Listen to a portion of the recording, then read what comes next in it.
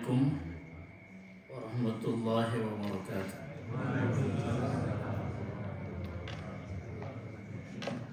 Bismillah walhamdulillah wassalatu wassalamu ala rasulillah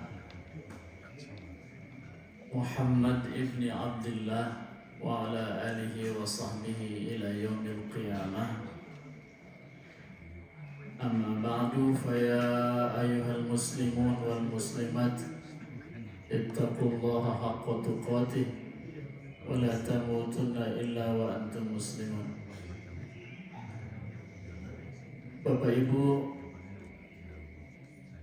kaum muslimin dan muslimat rahimakumullah, alhamdulillah, hari ini di 10 hari pertama bulan Dzulhijjah 1445 Hijriah, hari-hari mulia seperti Allah nyatakan di surat Al-Fajr, wal fajri wa layalin ashr, dan 10 hari awal Dzulhijjah. Kata Rasul sallallahu alaihi wasallam, tidak ada amal soleh yang dilakukan di 10 hari terakhir di bulan Dzulhijjah 10 hari pertama Dzulhijjah ini dilakukan yang lebih Allah cintai. Tidak ada.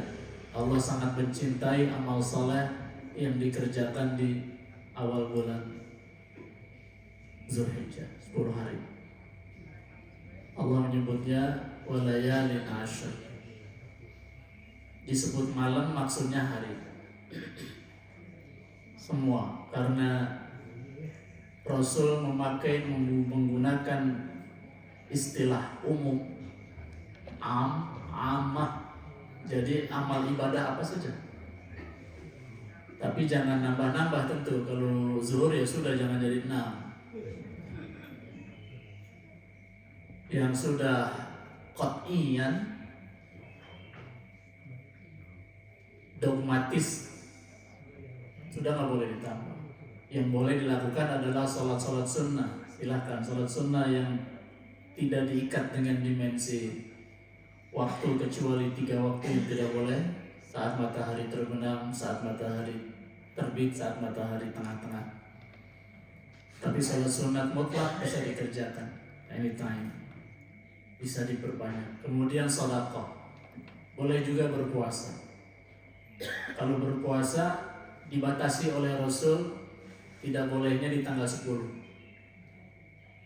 Kalau kita memilih puasa sunnah yang kita kerjakan di 10 hari itu, maka 10-nya jangan, sebab tidak boleh puasa di hari Idul Adha. Spesifik yang paling tidak, kalau pilihannya puasa, yang sebaiknya tidak ditinggal adalah di hari Yaumul Arafah, tanggal 9 Dzulhijjah. Hitungan kita 9 Dzulhijjah itu besok.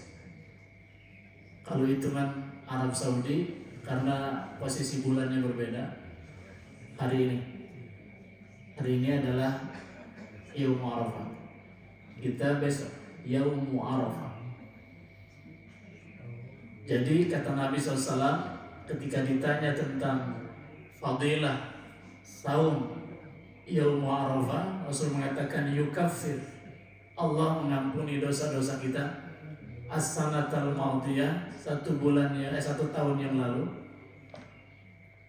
wal baqiyah, dan 1 tahun yang akan datang, jadi 2 tahun. Itulah saum yang kita kerjakan besok. Kalau kita umumkan, mudah-mudahan jadi syiar, jadi dakwah.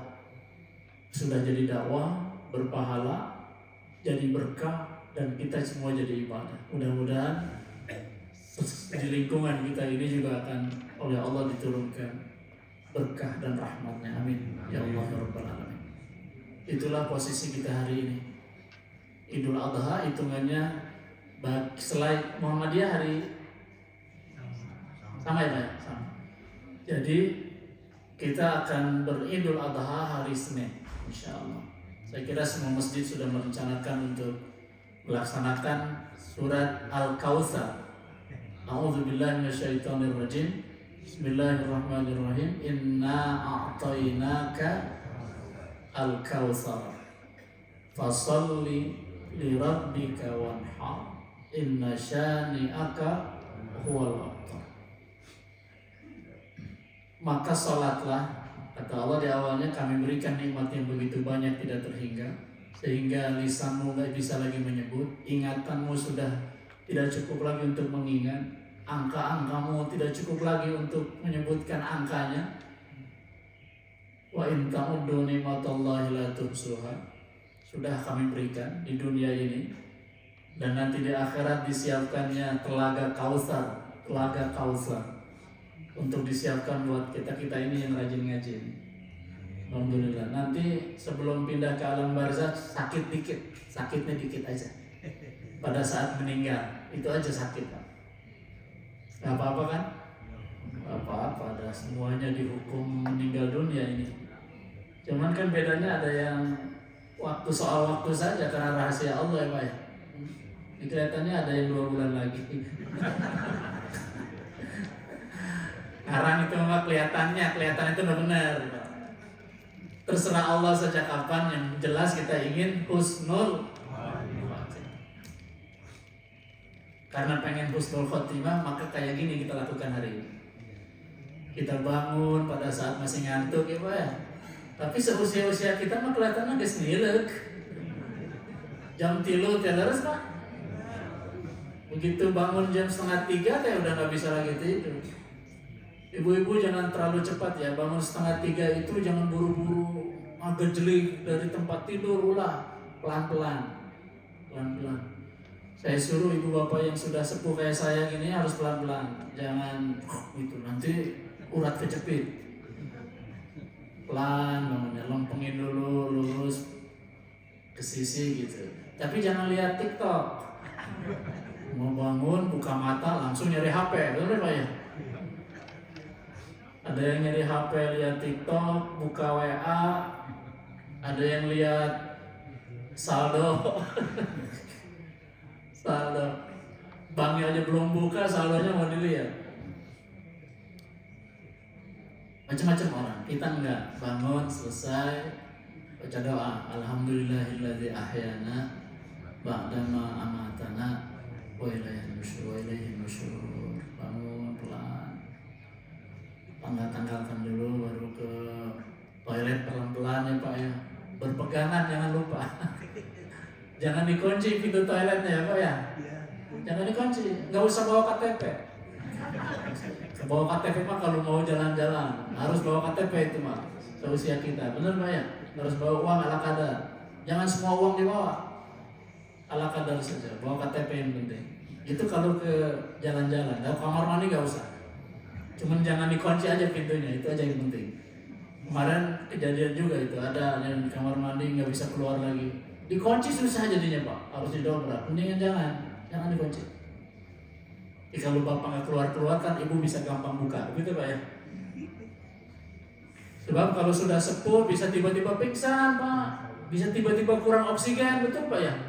Bisa tiba-tiba muter. Makanya kamar mandinya harus disiapkan yang ada pegangannya. Berpegangan dulu.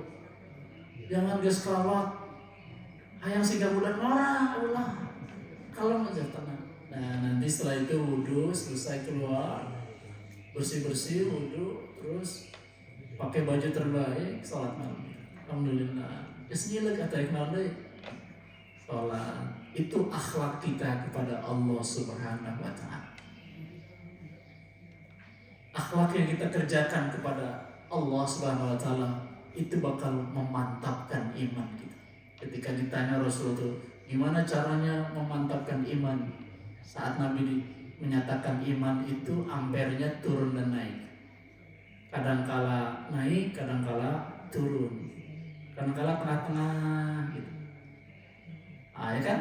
Banyak variabel yang mempengaruhinya. Tapi banyak orang dipengaruhi variabel dunia. Boga duit, jeung teu boga duit. Itu mempengaruhi sholatnya. Ibu-ibu kalau lagi punya uang jadi khusyuk atau jadi nggak khusyuk? Oh sama aja ya, itu hebat. Sama aja itu khusyuk maksudnya. Sama aja khusyuk. Ada variabel keluarga. Jadi nggak pengaruh itu duit, nggak pengaruh itu harta. Pengaruhnya adalah pada masalah keluarga. Kalau lagi ada masalah, sholat tuh mandiri, sujud lillah, nangis, sholat tahajud, lagi ada masalah. Kata malaikat, semoga terus ada masalah, supaya cerit terus. Maka bagusnya dilatih, jangan hanya khusyuknya saat ada masalah. Jadi lepaskan variabel-variabel itu. Kita masuk ke sebuah ruangan yang namanya ibadah kepada Allah, sedang beraudensi kepada Allah. Sebuah ruangan yang indah, yang merefresh, yang membuat kita tenang, tumakninah, yang membuat kita nyaman. Itulah ruangan terbaik, namanya ruangan sholat. Begitu kita sholat, kita sedang ada di sebuah ruangan yang membuat kita nyaman, tentram, hanya berdua dengan Allah. Dahsyat. Kita ungkapkan semuanya, biarin pakai bahasa tubuh, bahasa darah, bahasa fisik, bahasa jiwa, biarin terus. Ketika kita sedang baca ayat-ayat dalam sholat kita, itu sedang kita laporkan semuanya. Kalau sudah dilaporkan, sudah jangan jadi pikiran lagi, lepaskan. Allah yang akan men-take over. Urusan dunia yang menjadi urusanku, urusan rumah tanggamu menjadi urusanku, urusan penyakitmu menjadi urusanku, urusan kematianmu menjadi urusanku, kata Allah.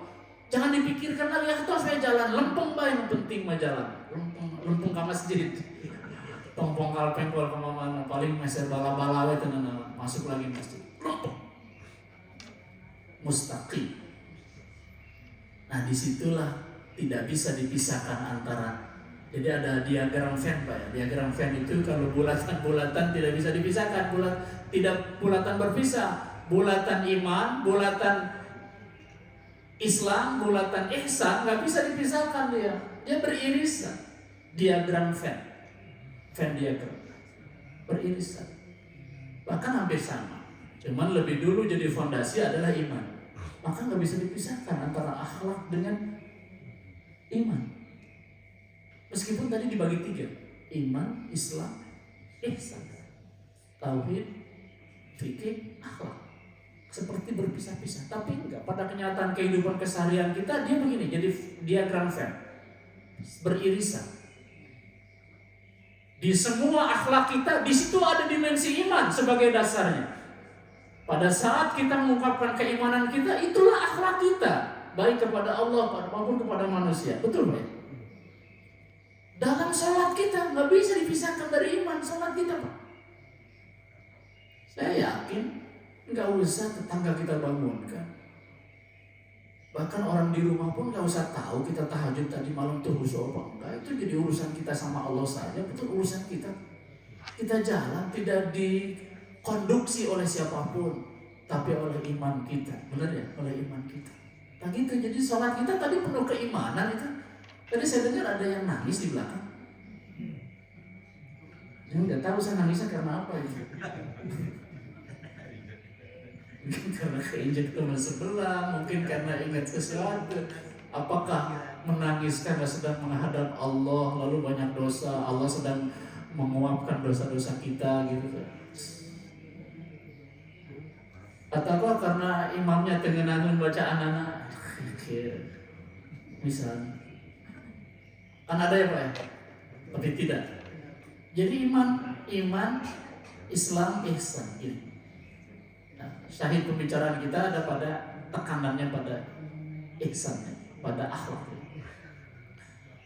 Jadi kalimat-kalimat dalam Quran itu semuanya berhubungan sama akhlak. Kalau pakai kacamata diagram Venn. Semuanya berhubungan sama ibadah, semuanya hubungan sama keimanan, semua nggak ada. Tapi kalau kita pisahkan dia jadi berpisah 3, iman, Islam, ihsan. Kemarin kita bahas itu sehingga ada yang keempatnya di hadis itu ya, yang tentang asyratus sa'ah, tanda-tanda hari kiamat. Atau 3 dulu ini aja bulatannya, 3 bulatannya. Nah, jadi bersatu dia. Ustadz nanti bahasnya tentang akhlak, ya akhlak, karena nggak pernah juga dipisahkan dari iman. Begitu ya Pak ya. Allah Subhanahu wa taala menyatakan dalam Quran di ayat 45 surat Al-Ahzab. 45 surat Al-Ahzab. Ya ayyuhan nabi inna arsalnaka syahidan wa mubasyiran wa naziran wa da'iyan ilallahi biiznihi wa sirajan munira. Itu di 45 surat Al-Ahzab. Hei Nabi, maksudnya Nabi kita Muhammad. Hei Muhammad, tidak kami utus engkau kecuali kami utus sesungguhnya engkau untuk fungsi pertama syahidan, sebagai saksi. Saksi itu apa Pak? Bicara sesuai Quran, bertindak sesuai Quran, itu jadi saksi. Maka kita pun harus jadi saksi. Bicaranya, ngomongnya, tidurnya, makannya, gitu Pak, berhubungan sama orang lain, semuanya jadi saksi syahidan. 2, wa mubasyiran, setelah itu memberi kabar gembira kepada orang, kabar gembira, ada surga, ada kebahagiaan, kasih kabar gembira. Oh, Bapak sehat banget hari ini, alhamdulillah. Kayaknya segar banget Pak, bercahaya Bapak hari ini, beri kabar gembira. Wa nazira, dan ingatkan juga kalau sudah matanya merah. Bapak kelihatannya matanya merah ini, tensinya naik kali Pak ya. Bapak pelan-pelan jalannya Pak, saya antre Pak ya. Nah itu kalau ada teman kita bicara seusia kita lalu udah bengkok-bengkok dikit, itu Bapak sini. Bapak kelihatan ini tensinya lagi, trennya lagi naik Bapak. Duduk dulu. Ini udah bengkok-bengkok dikit, ngomongnya udah nggak jelas Bapak. Nah, jadi kumaha caranya? Ayo ikut saya kemana? Kita ke rumah sakit. Saya sehat begitu. Ada jamaah saya begitu Pak, lagi ngomong dengan tamu di rumah. Bapak itu enggak apa-apa. Begitu dia ngaca, oh bener, langsung dibawa. Ternyata udah serangan. Kalau masih di bawah 3 jam, insya Allah sekarang udah normal lagi. Tapi kalau sudah lewat 3 jam, udah bahaya tuh Pak. Udah susah ketulungnya. Gitu. Jadi naziran, ingatkan. Bapak kan hipertensi Pak ya. Udah satenya nanti jangan banyak-banyak Bapak. Sate kambingnya maksudnya. Ya sate nggak boleh, soto kambing juga. Mumpung lagi Idul Adha, kan ayam mutasyrik itu hari-hari jemur daging, hari-hari deng-deng daging, kambing lagi dipilihnya. Kata si istri, naziran istri fungsinya, wah ingat Bapak ya, tensinya lagi naik banget ini. Jangan, Papa tuh ngeliat kambing aja naik tensinya. Apalagi makan.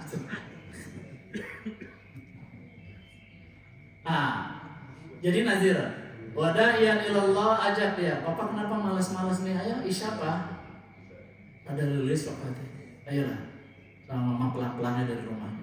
Rumah kita untung dekat dengan masjid Pak. Ayo pelan. Itu diberi da'iyan ilallah. Biizni, dengan izin Allah. Wasirajan munira. Itu fungsi Rasul ya, Bu ya. Itu semua bentuk akhlak loh. Ayat 45 surat Al-Ahzab. Sehingga Allah mengatakan di ayat 21 sebelumnya, laqad kana lakum fi rasulillahi uswatun hasanah. Itu surat Al-Ahzab 21.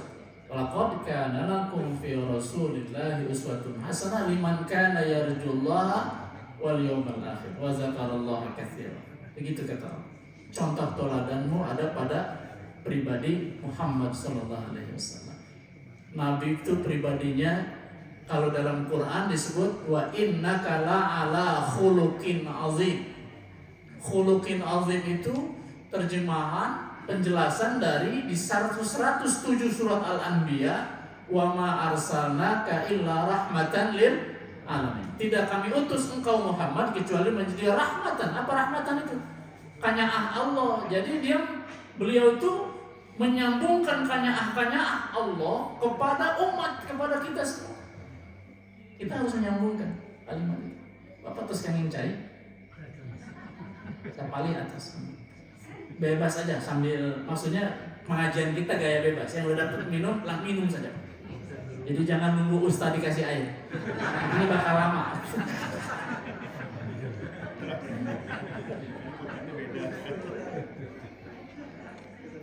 Ere itu mah, tapi jangan dianggap ere.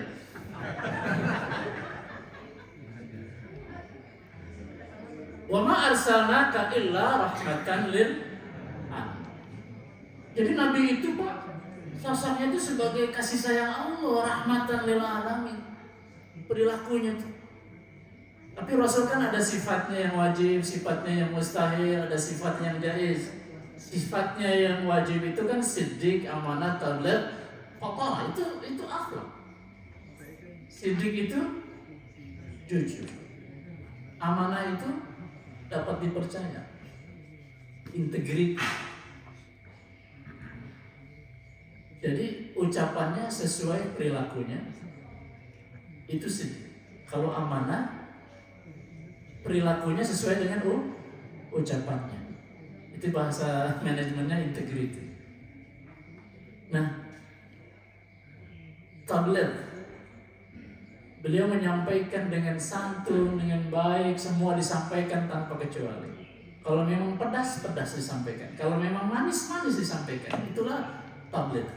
Kemudian fatanah, Rasulullah itu cerdas. Ya, Nabi harus cerdas. Wajib cerdas, wajib cerdas. Cerdas, otak kita dikumpulkan jadi satu, itu sama dengan kecerdasan Rasulullah SAW. Cerdas. Nah, itu yang wajib. Mustahil Nabi itu bohong. Mustahil Nabi itu perilakunya tidak sesuai dengan ucapannya. Mustahil Nabi itu menyembunyikan atau bicaranya tidak tengenah karena hati. Tidak. Rasul itu pas.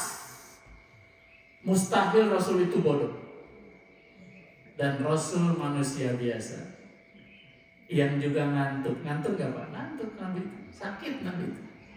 Sedih Nabi itu. Sama seperti kita. Tapi dalam keyakinan akidah kita, Rasul itu tidak punya sifat kemanusiaan yang menghinakan. Rasul, kalau beliau sakit, sakitnya gak seperti sakit-sakit kita yang orang lain takut. Ada gak begitu dibilang sakit seperti COVID kemarin Pak? Itu sakit, hati-hati, jangan lewat depan rumahnya, jangan lewat depan rumah. Kalau bisa si bapak itu jangan ke masjid. Sakitnya menular. Sakit apa? Sakit pelit. Nah, Rasul mustahil. Beliau diberi penyakit, sakitnya sakit manusiawi biasa. Kayak kita lah. Ya Pak ya. Nyeri cingir, nyeri pusing dikit kepala, ya Pak ya. Nah, ini kelihatannya penyakit ringan semuanya. Nggak ada penyakit berat.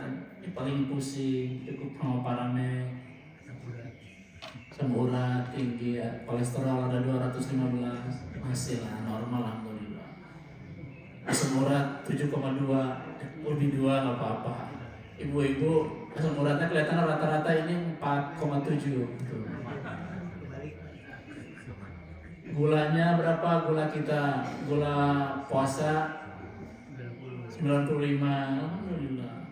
Gula habis makan 2 jam 125, kan normal banget, betul Pak ya? Ini wajahnya wajah normal banget. Kalau memang besok lusa meninggal, itu udah takdir Allah, betul Pak ya?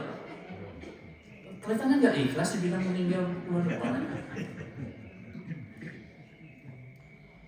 Jadi itulah Rasulullah jadi contoh teladan dari A sampai Z, A to Z. Kita baca hadis Rasulullah SAW, beliau menuturkan begini. Ini kalau di Bulughul Maram di bab akhlak oleh beliau Al-Musannif dituliskan angkanya 1555. An Ibnu Abbas radhiyallahu anhu anna Rasulullah sallallahu alaihi wasallam yaqul alaikum bisidqi fa inna sidqa yahdi ilal birri wa innal birra yahdi ilal jannah wa ma yazalu ar-rajulu yasduqu wa yataharra as-sidqa hatta yuktaba indallahi siddiqan. Dari sinilah Rasul disebut sebagai siddiq. Wa iyyakum wal kadhiba fa innal kadhiba yahdi ilal fujur wa innal fujura yahdi ilan nar wa ma yazalu rajulu yataharra al kadhiba hatta yuktaba indallahi kadzaban. Ruwahul Bukhari wa Muslim.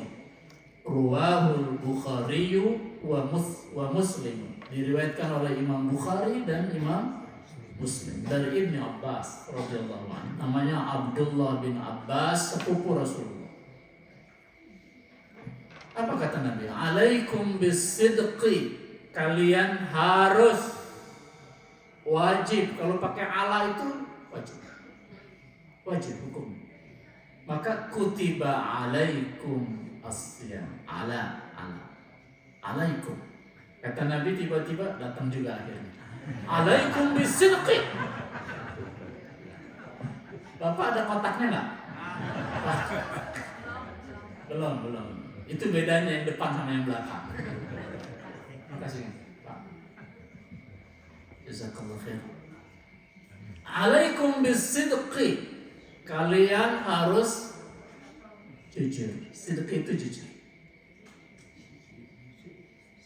As-sidq. Nanti orang yang selalu jujur itu siddiq. Ibu ikhlas nggak kalau si bapak disebut pasiddiq? Ikhlas nggak? Ikhlas. Siddiq itu yang selalu jujur, nggak pernah ada bohongnya. Persis si bapak.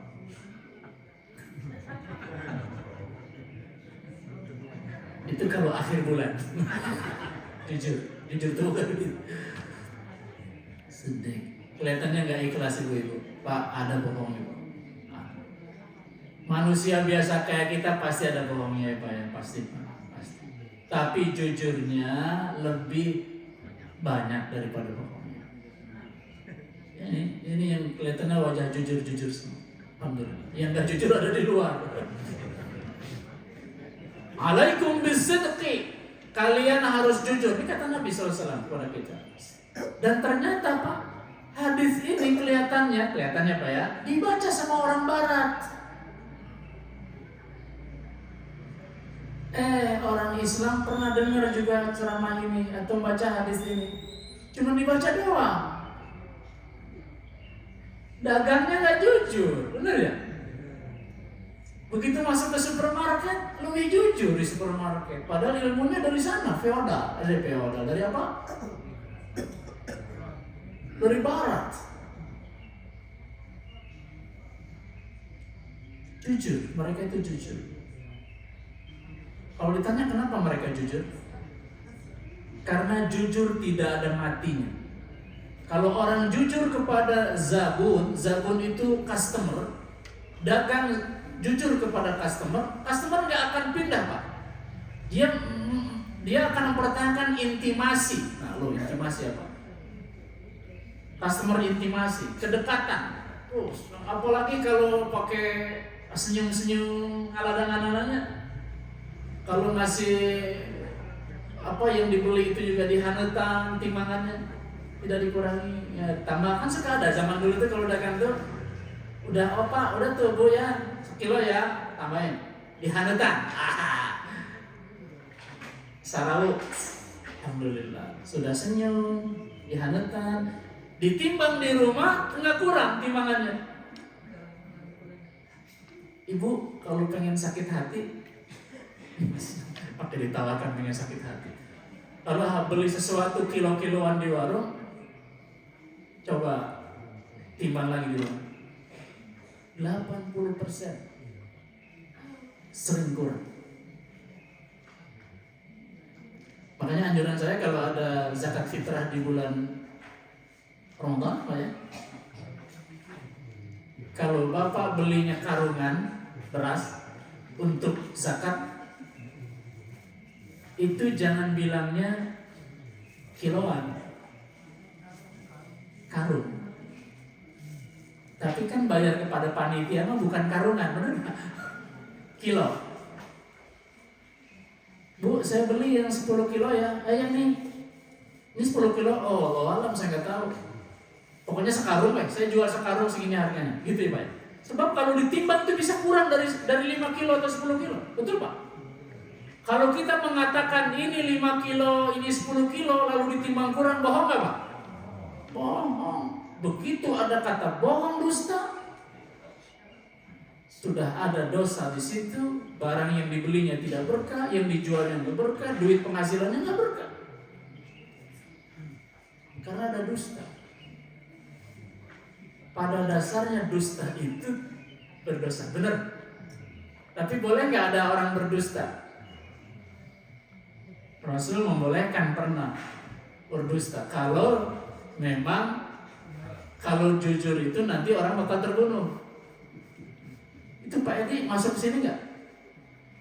Rek dipayahan ke saya? Daya, nah itu berbohong. Boleh. Saat itu Nabi mengatakan boleh berdusta. Tapi dalam kacamata ini, dusta yang dikatakan Pak Ahmad tadi, jadi Pak Ahmad yang ditanya, itu tetap berdosa. Cuman pahalanya lebih besar, menyelamatkan teman saudaranya. Jadi pakai teori cost and benefit. Berapa pahalanya, berapa dosanya. Jadi dosanya 5, pahalanya 10. Jadi masih punya profit itu Pak. Berapa profitnya? 5.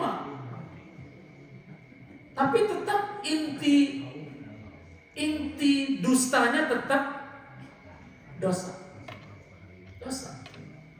Cuman lebih besar pahalanya gitu kira-kira ya. Gampangnya gitu. Jadi kata Rasulullah SAW, alaikum bisidqi fa inna sidqa yahdi ilal bir. Karena kejujuran itu akan menuntun orang yang melaksanakannya, yang mensifati dirinya dengan sifat jujur itu kepada kebaikan. Maka orang bakal senang kepada orang jujur itu. Saya ketemu Pak sama orang yang gak jujur Pak. Saya ketemu sama orang yang gak jujur. Saya tahu dia suka bohong. Kamu suka bohong, ya hampurannya hampura. Kepada saya itu suka bohong. Giliran cari menantu Pak. Waktu saya tanya kamu, orang yang pembohong sama kamu, pembohong seperti kamu ini, kira-kira nanti punya menantu juga akan jadi pembohong? Enggak. Saya pengen menantu saya jujur. Jadi orang pembohong pun pengen punya keluarga jujur. Suami tukang bohong pun pengen punya istri jujur, betul nggak? Ini kita lagi ngomongin orang lain Pak, kita mau nggak? Istri yang suka bohong pun pengen suami jujur. Dia bilangnya cukup saya jadi pendusta, suami saya jangan. Jadi jujur itu yahdi ilal birri, baik. Ini yang dipegang oleh orang Barat Pak. Kenapa Anda dagang jujur? Jujur gak ada matinya. Jadi kalau dia sudah expire Pak, itu diturunkan dari stan-stannya itu. Turunkan, dia expire. 5 hari lagi. Kalau sudah tinggal 10 harian lagi expire, itu diperiksa. Ada bagian taftis pemeriksanya ya Pak. Cek-ceknya itu. Oh ini sudah di sortir out sehingga ditempatkan di tempat barang-barang yang sudah mau expire. Nanti itu dijual rada murah karena durasinya pendek. Seperti Bapak, saya boleh nyebut merek Pak ya, kalau misalnya beli minuman kecil tuh Pak, Yakult Pak ya. Kalau yang disangga-sanggakan ke rumah itu sudah mepet dia. Itu yang expirednya sudah sedikit, sudah tinggal. Yang masih lama-lama itu masih ada di toko-toko.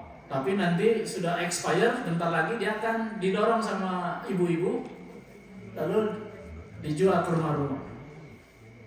Harusnya dia mengatakan, Pak ini barang yang expirednya sudah sebentar lagi, masih ada seminggu, Bapak silakan beli. Harganya sudah murah.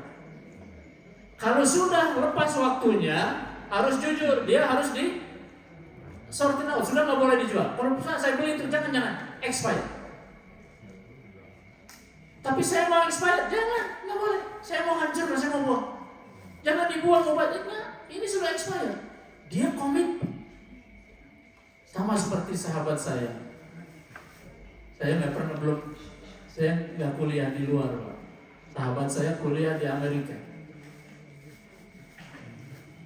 Ini hanya contoh saja bahwa mereka itu punya komit luar biasa.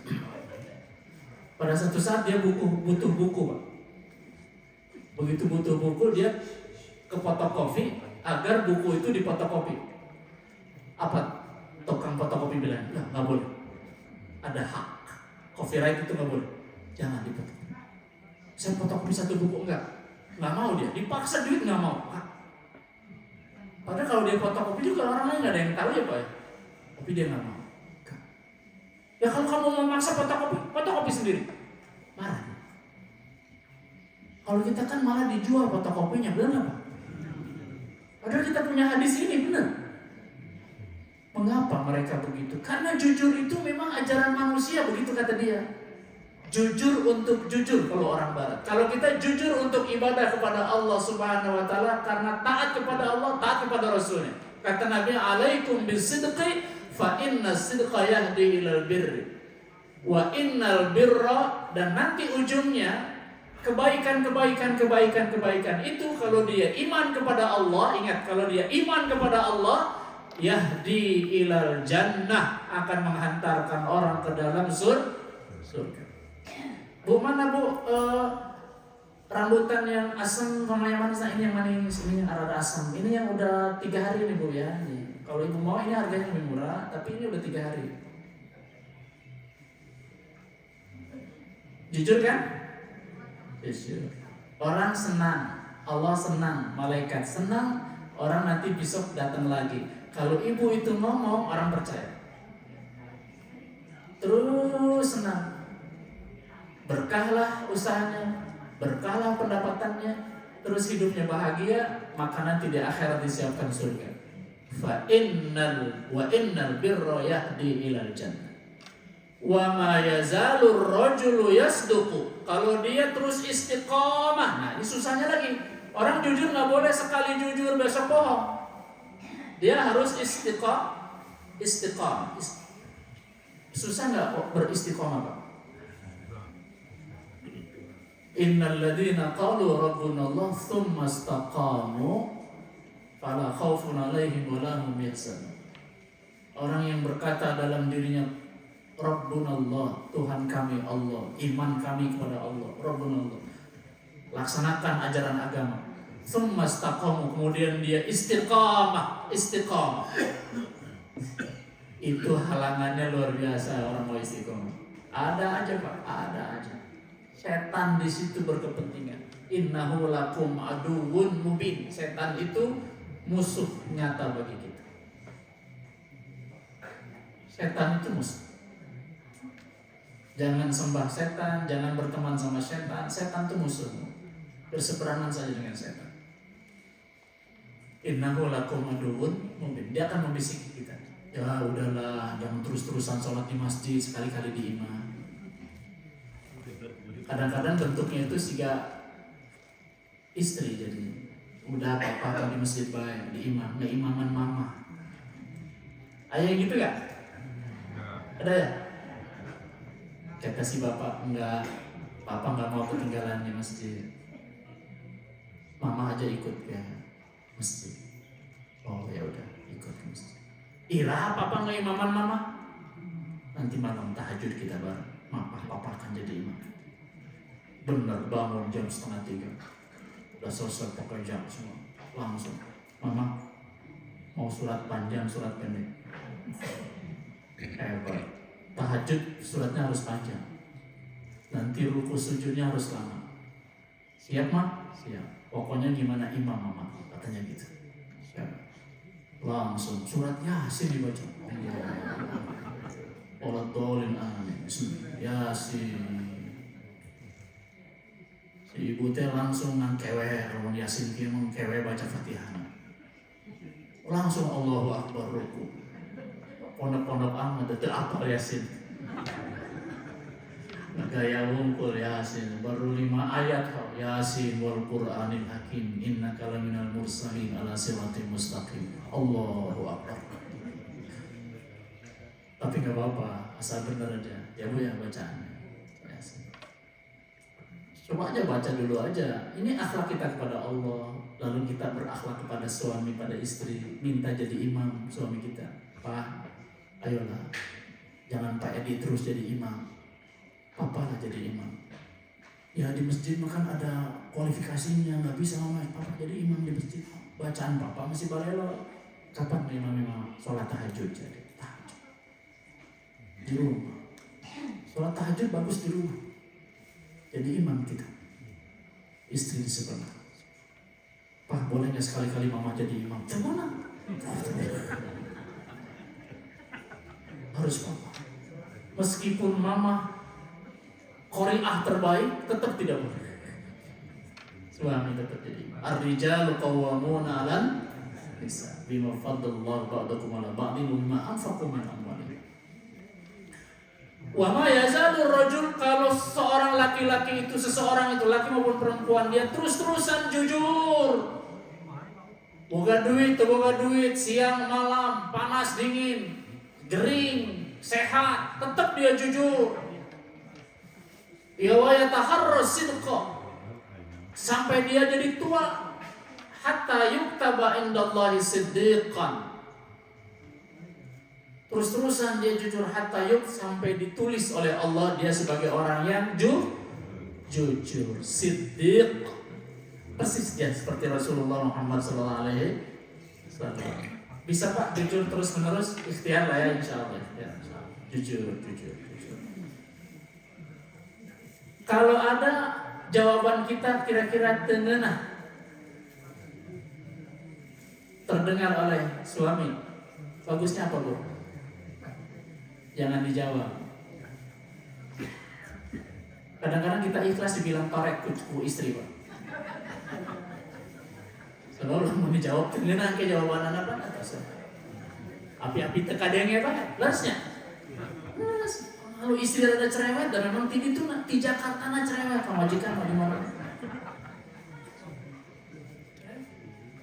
Istri dasarnya punya sifat loba omong, segala diomong ke. Kadang-kadang banyaknya ngomong teh teu dipikiran. Jadi kurang mikir. Bapak-bapak siga filosof, loba mikir, jarang ngomong. Apa teh nyambung jadi leres teh? Contoh saya kan di pengajian kita yang keberapa waktu itu? Ibu minta ganti kulkas. Geus teu muat Bapak kulkas teh. Geus parotong di kulkasna. Geus teu tiis deh. Da kulkas. Sekali ngomong sandiwara kan? Tapi si Bapak teh di rumah teh geus di luar teh geus mampir-mampir ke toko kulkas. Tapi dia teu ngomong balik itu. Besok teh ngomong deh si ibu. Tuh kan si Bapak mah teu didenge. Memang mama teh kaleng rombeng. Ngomong deh si Bapak tetep kalem ya Pak ya. Hari ketiga masih kena ngomong si ibu. Si Bapak teh udah pesen Pak, tapi inden karena 5 pintu. Kulkas 5 pintu di belakang bisa dibuka. Inden. Tahu-tahu kan tuh si Papa mah meser masih salah oke. Tuh beja ke mama teh. Cek atuh imah leutik kieu mah nya kulkas segede kieu. Serba salah jadi suami teh. Mun istri nanti pati soleh teh gitu. Kalau istri soleh kan soleh mah enggak. Si Bapak pasti ngingetin nungkul empahnya eta kulkas geus. Nah, si Bapak tahu kok. Kalau husnuzon pasti kita akan bilang kenapa ya mungkin duitnya can cumpon. Atau kita ngomongnya gini, Papa udah mampir ya ke toko kulkas. Enak kan? Enak gak kedengarannya? Enak. Kalau ngomongnya gini kan, tuh kan para didenge kan mama. Giliran tetangga ngomong langsung didenge. Jadi karena tetangga ya urusan ada kan jadi repot. Beda tetangga teh randa aja. Kan jadi ribu orang teh leresnya banyak. Halo? Bapak pura-pura nggak dengar ya. Jadi pura-pura nggak dengar, Pak. Itu bagian dari akhlak sebetulnya. Ibu punten pada keras sih ngomong lagi. Jadi kita nahan diri untuk ibu juga begitu. Jangan. Kalau kita lagi bertamu ke rumah orang, di sayur itu daging rada heras. Ibu kumaha? Kita sekarang heras daging. Masih di dalam. Duduk ibu bilang, alhamdulillah no. Kira. Semua masakan ibu kan gitu kan, Pak, halo? Si Bapak langsung begitu naik mobil, tidak berbohong. Ya rasa tuh, pakai kieu hari ka mamawan teu kieu, sakitu. Pan kitu di mobil teh nanti pas saya dugi ka Garut eta. Ada eta Pak. Punten orang Garut. Jadi itu dijaga tuh, jaga. Kita juga ibu tahan diri. Kalau husnuzon, memang banyak ngomong biasa lah, banyak, tapi ngomongnya yang husnuzon kan enak Pak ya. Iya mah ngemutan banyak tambah singgung, papa teh ngemutan, eta, kulkas, mohon, pas dipesen kok, pasti ngomong gitu. Coba lamun suudzon baik. Tetap begitu ngomong bapak teh, begitu ngomong, dugi ke Garut itu ngomong eta, balem lagi. Astagfirullahaladzim. Wa iyyakum wal kadhiba. Kebalikan dari itu kata Rasul wa iyyakum. Jadi kalau dalam bahasa Arab Pak, kalau alaikum wajib, kalau wa iyyakum kadek. Wa iyyakum kadek. Alaikum bisidqi wajib jujur, kalau ini wa iyyakum wal kadhiba. Hati-hati jangan dusta. Jangan bohong. Wa innal kadhiba yahdi ilal fujur. Karena sekali bohong bakal ditulis sama ibu dan gak akan ada hapus. Gak bisa di stabilo bos. Gak bisa. Kalau bapak sudah membohongi ibu, sepertinya dia lupa. Padahal tidak terlupakan.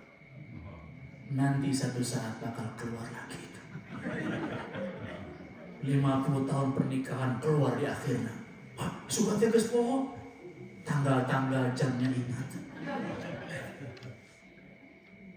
Paling hebat. Nah, makanya jangan berulang lagi atau sekali bohong, dusta-dusta atau sekali. Nyuwun dihampura, maaf. Papa hilang. Gak apa-apa. Sudah kita saling.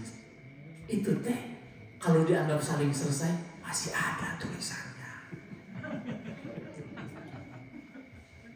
Jangan sampai ada perbuatan sikap yang nanti memicu itu keluar lagi, jangan. Entos disimpan di subconscious. Subconscious itu di bawah ambang bawah sadarnya, biarin saja. Kalau sudah mau meninggal nanti baru kita minta maaf. Ampun tadi maafin papa lepas. Makanya ibu itu cenderung lebih rentan terhadap stres. Kenapa? Karena dia susah menghapuskan itu. Harus dilatih dari awal, Bu. Ibu tuh paling rentan terkena asam lambung. Asam lambung naik ke atas. Mungkin jadi good untuk ujung-ujungnya good. Panas dada, panas tonggong, terus tuh. Halo?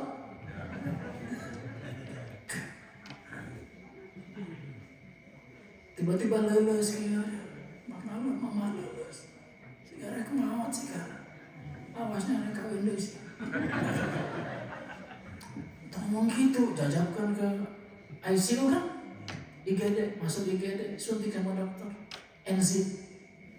Balik deh segera tuh langsung berhentilah di baso. Cepat baso. Itu diripu ke inditnya. Itu teh asam lambung. Apa pemicunya? Karena salah satunya adalah sulit melupakan kebohongan pasangan. Pasangan ya orang lain mungkin seperti itu, tapi pasangan tidak. Bapak-bapak harus tahu atas sekali we Pak. Sekali. Jangan berkali-kali. Sepakat Bu? Kita bantu istri-istri kita untuk bisa melupakan. Jangan diulang lagi. Wa iyyakum wal kadziba. Sekali saja. Punten ini mau buatan di luar, makanya saya rada keras. Yang di dalam ini jujur semua. Wal kadzib. Karena sekali bohong, dia menghantar ke orang kepada fujur. Fujur itu perbuatan dosa yang terus-menerus. Sekali bohong melahirkan bohong yang lain. Benar Pak? Di jalan kene udah berencana bohong itu Pak. Aku macara itu. Bohong deh. Bohong satu melahirkan bohong kedua, bohong ketiga, bohong keempat, bohong kelima dan seterusnya. Fujur. Wa innal fujur yahdi ilan nar. Ujungnya pada neraka.